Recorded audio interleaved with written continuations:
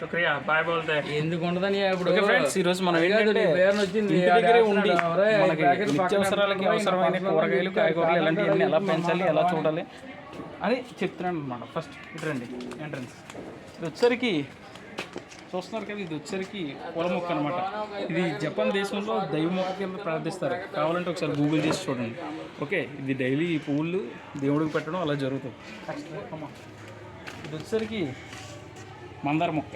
Still ఇంకా పువ్వులు రాలేదు, వచ్చేకి చూపిద్దాం సీజన్ అయిపోయిన తర్వాత. నెక్స్ట్ రెండు ఫ్రెండ్స్, ఇది వచ్చేసరికి తమలపాకు అనమాట. చూడండి తమలపాకులు, దీనికోసం మొన్న పందిరి వేయడం జరిగింది. నెక్స్ట్ ఇది వచ్చేసరికి బొబ్బాయి మొక్క అనమాట. ఇంకా ప్రస్తుతానికి అయితే కాయలు రాలేదు, వస్తాయి. కమన్ మీరు చూస్తున్నారు కదా ఈ ప్లేస్ అంతా. ఇది వచ్చేసరికి దానిమ్మ మొక్క అనమాట. దానిమ్మ మొక్క మొన్నే ఈ మొక్క ఫుల్గా ఇదంతా ఉండి చెత్తగా ఉన్నదని చెప్పేసి మాకు అంతా క్లియర్ చేసాం. మళ్ళీ కొత్తగా చిగురుస్తుంది, ఒకసారి చూడండి అది. నెక్స్ట్ దీని వరకు వచ్చేసరికి ఇది ఒకటేమో పసుపు మొక్క, ఇంకొకటి వచ్చేసరికి సీతాఫల మొక్క అనమాట. అది ఇంకా ఎదిగే దశలో ఉన్నాయి, ఎదిగిన తర్వాత మాట్లాడదాం దాని గురించి. నెక్స్ట్ ఇది వచ్చేసరికి తులసి మొక్క. దీనికోసం మీకు తెలిసే ఉంటుంది ఎన్ని ఔషధ గుణాలు ఉన్నాయి ఇందులో. సరే రామ్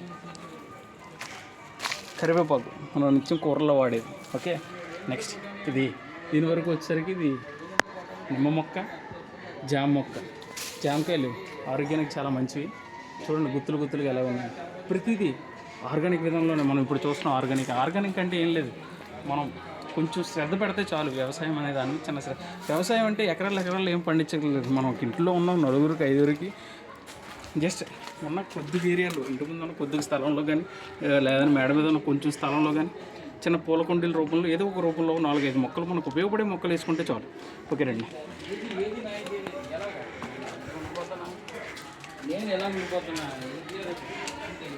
ఇప్పటికప్పుడు మనం పెరిగిపోతున్న కొమ్మలు, ముద్రగా అయిపోతున్న కొమ్మలు, పాడైపోతున్న కొమ్మలు ఇలాగ కట్ చేసుకొని క్లియర్ చేసుకోవాలి. తర్వాత రేపు పొద్దున్న వంట సరికి కింద ఉపయోగపడుతుంది వంట. ఒకసారి రాము. దీని వరకు ఇది వచ్చేసరికి ములక్కాడ మొక్క అనమాట. డ్రమ్ స్టిక్స్ అంటారు కదా మీరు ఇంగ్లీష్లో. దీని ఆకుకి అనేకమైన ఔషధ గుణాలు ఉన్నాయి, మీకు ఇప్పుడు తెలియదు.